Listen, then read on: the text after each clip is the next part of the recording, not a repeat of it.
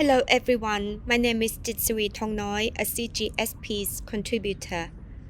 As Thailand hosted Wang Yi in Bangkok at the end of January, many issues were discussed, and one of them is the delay in the construction of the BRI high-speed rail in Thailand. But something that could happen very much sooner is the free visa arrangement that will allow citizens of both countries to visit, visa-free. That arrangement was inked last week between Wang and his Thai counterpart Panpri Paithanukorn.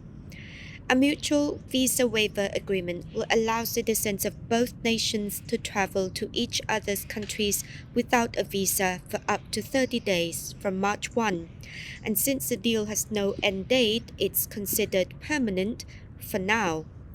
Thailand and China's free visa agreement is a big leap in both countries' diplomatic relations. One of the first things Thai Prime Minister Sethar Thavisin did after taking office in September was to grant the temporary free visas to Chinese visitors. The measure will expire at the end of February. Before COVID, Chinese tourists contributed a majority of revenue to the tourism sector in Thailand. But last year, Thailand received about 28 million foreign visitors compared to a record 40 million in 2019. It was way below the official target, and for Chinese tourists, the numbers were much lower than during pre-COVID. There were 3.5 million Chinese tourists in Thailand in 2023 compared to 11 million in 2019. Thailand expects around 8 million Chinese to visit the country this year.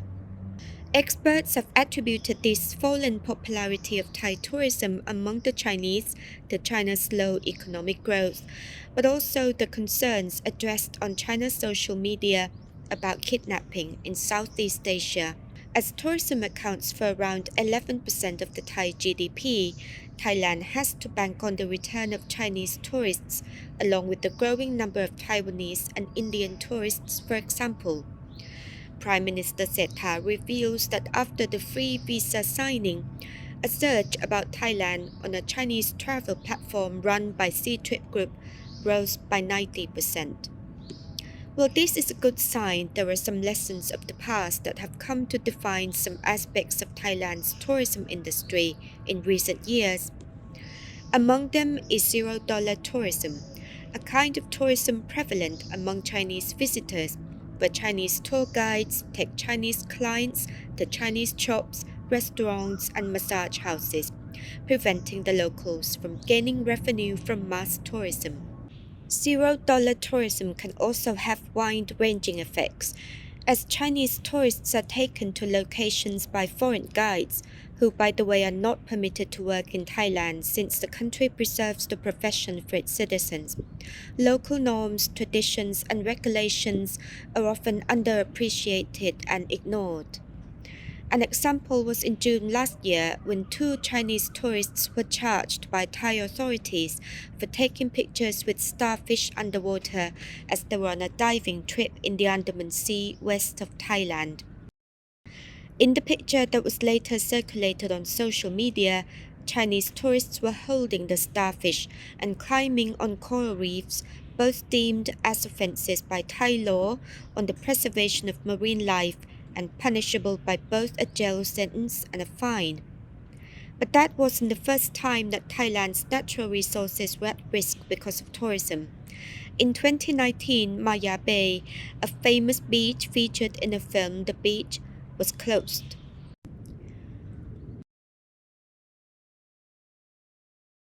Before that, thousands of visitors crowded on the beach each day supposedly to enjoy the white sand and crystal clear water.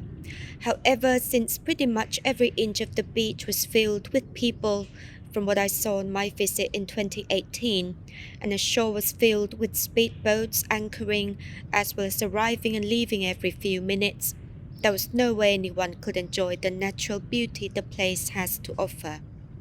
Maya Bay was closed until 2021 and since has remained closed for certain months in a year to allow nature to recover.